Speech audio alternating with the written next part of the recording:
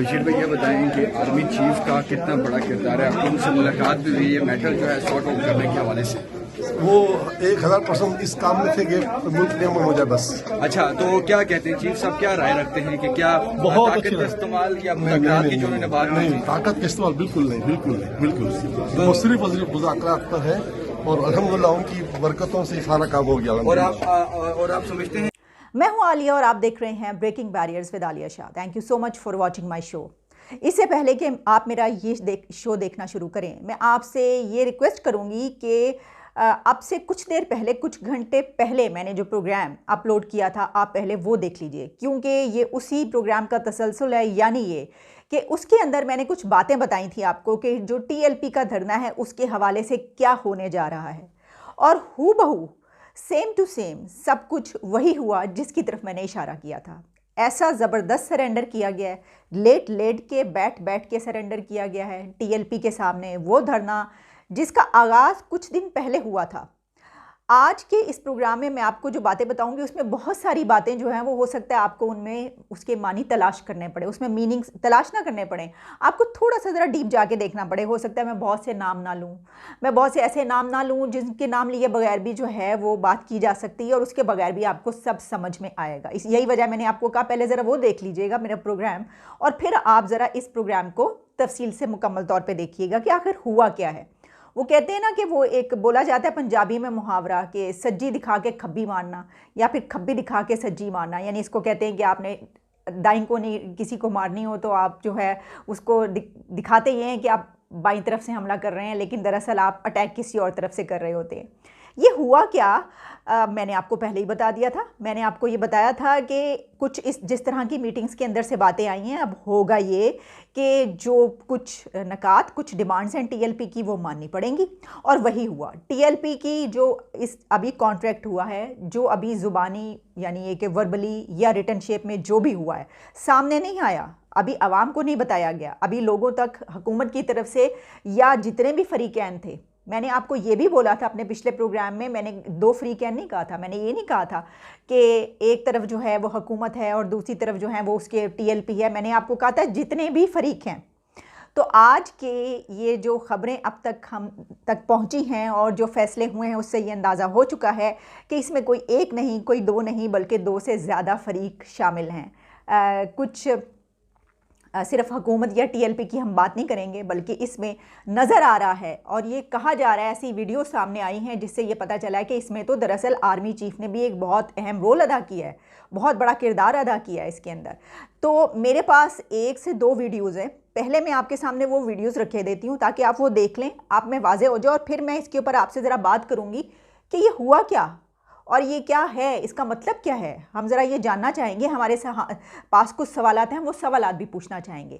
लेकिन पहले ये कि ये जो बात की जा रही है कि ये जो मुआहिदा हुआ है जिसमें मुफ्ती मुनीबुर रहमान, जो कि पहले रुयत हलाल कमेटी के चांद देखा करते थे ईद का, उसकी कमेटी के हुआ करते थे, उनकी और फवाद चौधरी की बहुत ज़्यादा बहस और मुबाहिसा और लड़ाई झगड़ा चला करता था, और उसके बाद वो उससे हट गए और फिर अब इस मुआहिदे में वो सामने नज़र आए हैं। और इसके अलावा एक और तस्वीर भी सामने आई जिसमें आर्मी चीफ भी मौजूद हैं, जिसमें अकील करीम डैडी डोकी, जो कि पाकिस्तान का बहुत बड़ा नाम है बिज़नेस का, वो भी मौजूद हैं, जो बहुत अहम मामलात में हमेशा होते हैं कहीं ना कहीं। और फिर इसके अलावा एक मौलवी बशीर भाई भी हैं। तो मैं आपको बशीर भाई साहब की वो वाली एक वीडियो दिखा दूं कि बशीर भाई क्या कह रहे हैं।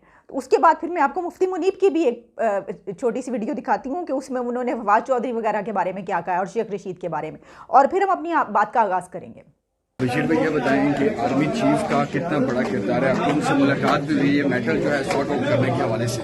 वो 1000% इस काम में थे कि मुल्क नियमन हो जाए बस। अच्छा, तो क्या कहते हैं चीफ साहब, क्या राय रखते हैं कि क्या ताकत का इस्तेमाल या मुलाकात की जो उन्होंने बात की? ताकत का इस्तेमाल बिल्कुल नहीं, बिल्कुल नहीं, बिल्कुल वो सिर्फ और सिर्फ मुज़ाकरात पर है और अल्हम्दुलिल्लाह उनकी बरकतों से सारा काम हो गया। और आप समझते हैं कि इस तमाम जो सेटलमेंट हुई है उसमें आर्मी चीफ का एक बड़ा किरदार है? 1000% सर, 1000% इंशाल्लाह। और ये देखें, ये माशाल्लाह मुआहिदा तय होता है मेरे हाथ में, आप ऐसे करें। Thank you sir, thank you.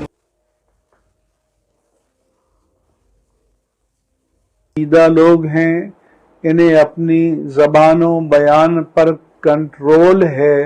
Sheikh Rashid और फवाद चौधरी की तरह इनके मुंह में बवासीर नहीं है कि जो आए बकते चले जाएं और जिसको चाहें मुल्क का गद्दार करार दे दें। तो बशीर भाई ने जो कहा वो भी आपने सुन लिया, मुफ्ती मुनीब ने जो कहा वो भी आपने सुन लिया। ये तो मैंने आपको पहले ही बता दिया था कि जो मीटिंग से फवाद चौधरी को निकाला गया उसकी वजह ये थी कि मुफ्ती मुनीब उस जो थे इस सारे मामले में मौजूद थे। अच्छा, अब मुफ्ती मुनीब को इस फरीक का लीडर बनाने वाला कौन है और ये इसमें कितना बड़ा किरदार जो ये बात कही जा रही है एक इदारे का है, इसके बारे में हम तो कुछ नहीं कह रहे, ना ही हम कुछ कह सकते हैं, जाहिर है हमें तो नहीं मालूम, लेकिन जो कुछ सामने आ रहा है, जो कुछ नज़र आ रहा है, सिलसिला ज़रा वहाँ से शुरू करते हैं। कुछ अरसा पहले जब ये शुरू हुआ था आगाज़, 2-3 मामलात पाकिस्तान में एक साथ चलते रहे। DGISI की जो तैनाती का मामला था, तकर्रुरी का मामला था वो, और उसके साथ साथ फिर TLP का धरना, और फिर ये सब कुछ हम देखते रहे कि फिर सेम पेज जो है वो सेम पेज नहीं रहा।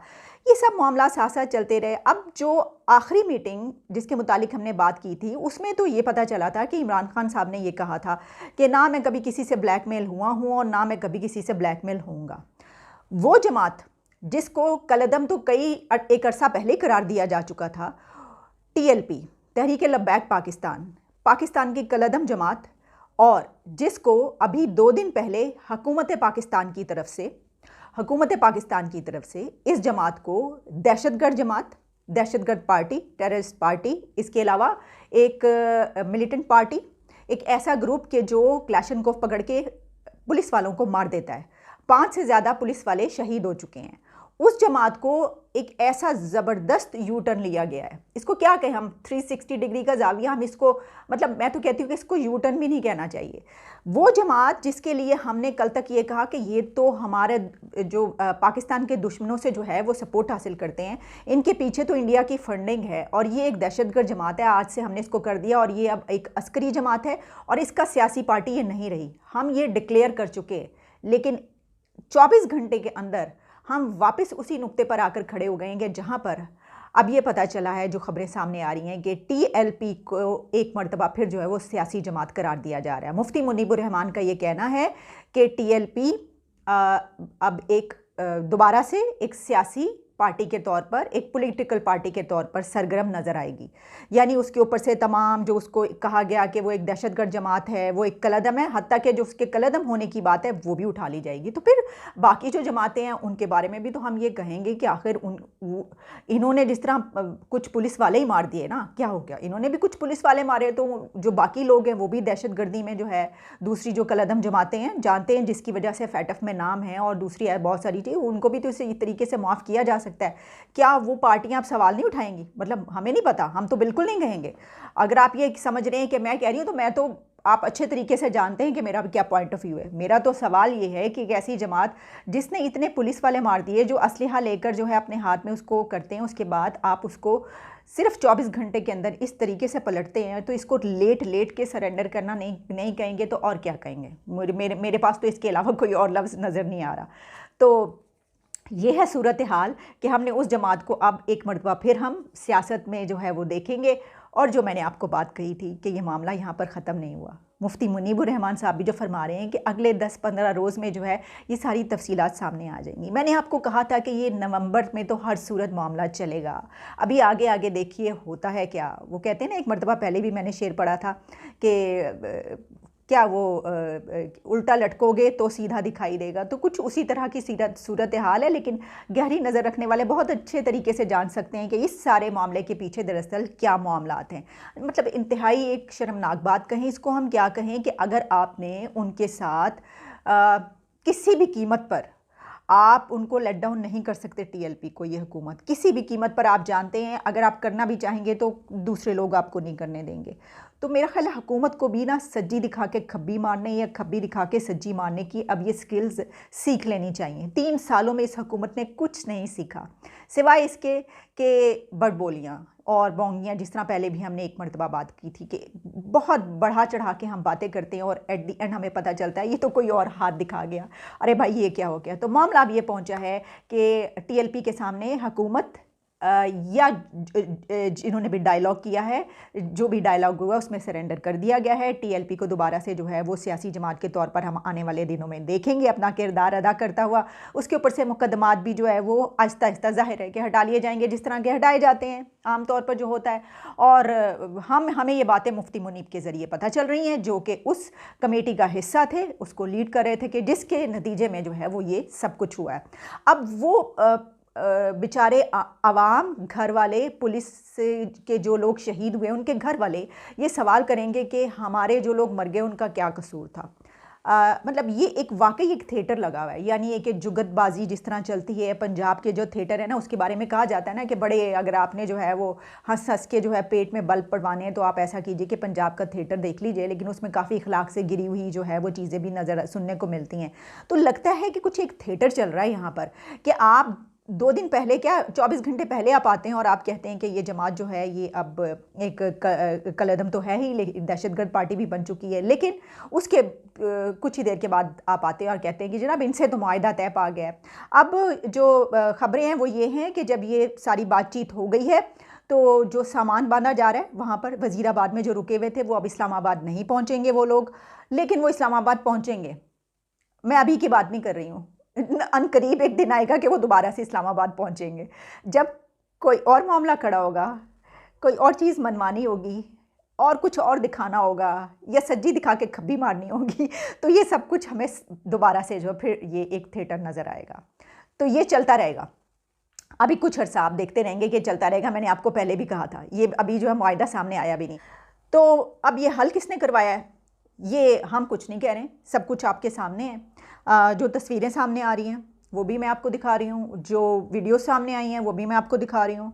हम तो सिर्फ जो है वो बात कर रहे हैं कि हुकूमत से हमारा सवाल ये है कि आपने ये कर दिया, तो अगर आपने ये करना था तो फिर वो पुलिस वालों को ना मरवाते बेचारों को। तो जो पुलिस को आप कहते हैं कि उनके पीछे जाओ और आपस में लड़वा देते हैं, सिविल वॉर करवा देते हैं, तसादम करवा देते हैं, जिसमें बेचारे पुलिस वाले मारे जाते हैं और उनको अपने ईमान का भी डर होता है, और ये सब कुछ चलता है, तो ऐसा क्यों करते हैं? मतलब हैरत की बात है। बड़े एक उनको, मैं तो ये सोच रही हूँ कितने दुख की बात है उन लोगों के लिए जो इसमें सारे में चले गए और उनको ये पता ही नहीं होगा। ये बहुत सारे लोगों को तो पता ही है कि पाकिस्तान में क्या होता रहता है, कि जिसके लिए वो जान दे रहे हैं तो उसके बाद पता ये चलेगा कि टीटीपी की तरह, बिल्कुल जिस तरह टीटीपी को हमने कहा था ना कि हम कौमी धारे में शामिल करने के लिए तैयार हैं, जिस तरह हमने टीटीपी को एक ऑफ़र की थी, बिल्कुल उसी तरीके से हमने बाकायदा अमली तौर पर वो करके दिखा दिया टीएलपी के साथ। तो वो जिसके अंदर भी टीएलपी, टीटीपी, ये तमाम जितनी भी कलअदम जमातें हैं जो कई हज़ारों पाकिस्तानियों को मार चुकी हैं, कत्लेआम कर चुकी हैं, असलहा उठा चुकी हैं, सब कुछ कर चुकी हैं, उनको 7 खून माफ़ कर दिए गए हैं। 7 खून माफ़ है इनके लिए। जब रियासत की ज़रूरत होगी, जब हुकूमत को ज़रूरत पड़ेगी, जब करता धरता जो इस मुल्क के हैं उनको ज़रूरत पड़ेगी, तो वो जो जिनको उन्होंने मारा होगा वो कहेंगे चलें कोई बात नहीं, अब क्या करें, वक्त का तकाज़ा है, कोई और बात नहीं है, तो अब इनको हमें अपने साथ मिलाना पड़ेगा। तो ये सिलसिला चलता रहेगा इसी तरीके से, और आप और हम इसी तरीके से देखते रहेंगे। ये है अब तक की सूरत हाल। अनकरीब आपसे दोबारा मुलाकात होगी, इजाज़त दीजिए।